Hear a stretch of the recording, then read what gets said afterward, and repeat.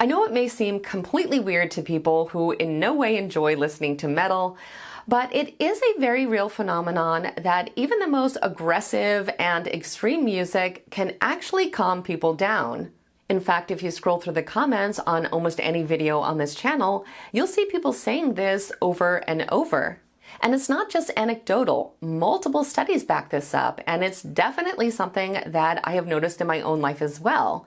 But we all know that despite all this, critics still claim the exact opposite to be true and have argued forever that listening to this type of music makes fans angrier, more antisocial, and sometimes even dangerous. So in this video, I want to not only offer proof that this claim is inaccurate, but also talk about the science behind how something that sounds so harsh could be psychologically calming and be linked to anger regulation and improved mood. So let's go ahead and dive in, and as always, you can find all of these citations from the studies that I used to make this video in the description box, just in case you want to read them for yourself. Now, like I said, there's been a lot of compelling research in this area, but the one I've always found most convincing was the University of Queensland study from 2015, where they directly set out to test whether listening to extreme music really does fuel anger and violence, or if, in actuality, it just helps fans process it. And I really feel that they used a very effective methodology for this research that gives it a lot of credibility. So I want to quickly tell you about it, but then I want to move on to the 3 factors that I think help to explain this phenomenon. So what they did was recruit regular listeners of extreme metal who claimed that they had a very strong connection to the music, which was critical because the study needed to test whether metal could regulate anger in fans, not just see how any random person might react to it. So first, they just had the participants sit quietly in a room while they had their baseline mood and heart rate measured.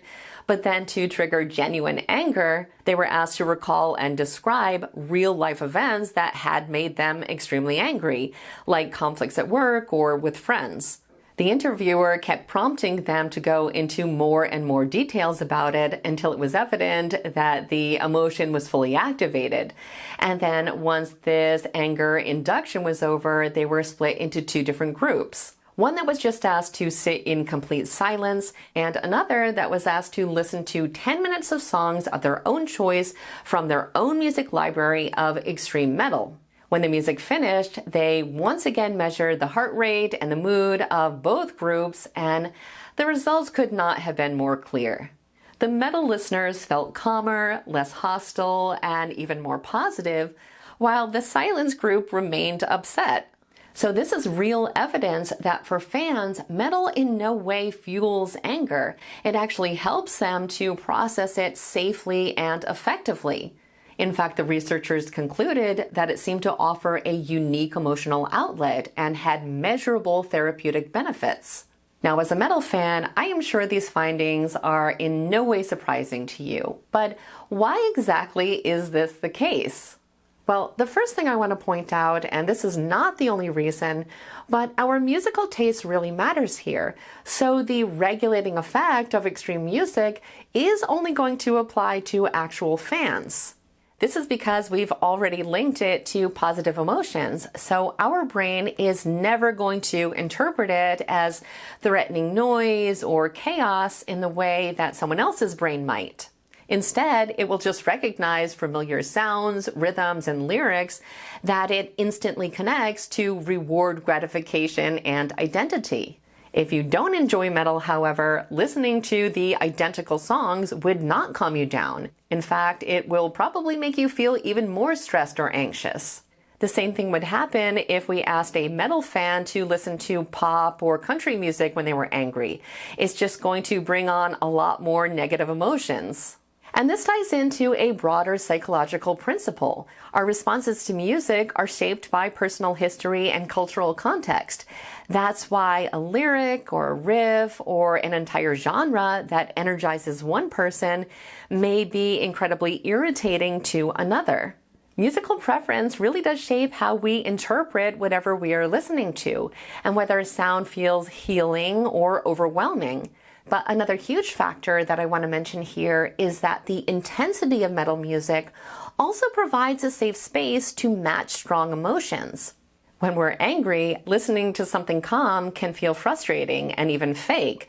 But when we're listening to something a little more extreme, it actually mirrors our internal state. This creates a psychological phenomenon called emotional congruence, where our outer environment matches our inner feelings. And when our emotions feel acknowledged, it becomes easier for us to process and release them. Now, the third thing that I want to mention here is the role of catharsis. I think we can all agree that metal offers a controlled outlet for aggression, whether you are moshing at a show or just screaming along to your favorite song in the car. These rituals let us channel our negative energy into something physical or creative without causing any real harm.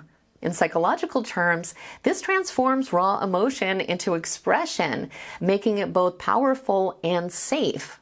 And in general, the music gives us permission to confront our emotions directly, rather than just trying to suppress them.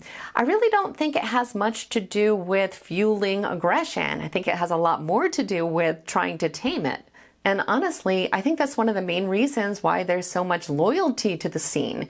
Because for most fans, the music doesn't just sound good to them, it genuinely feels good to listen to it.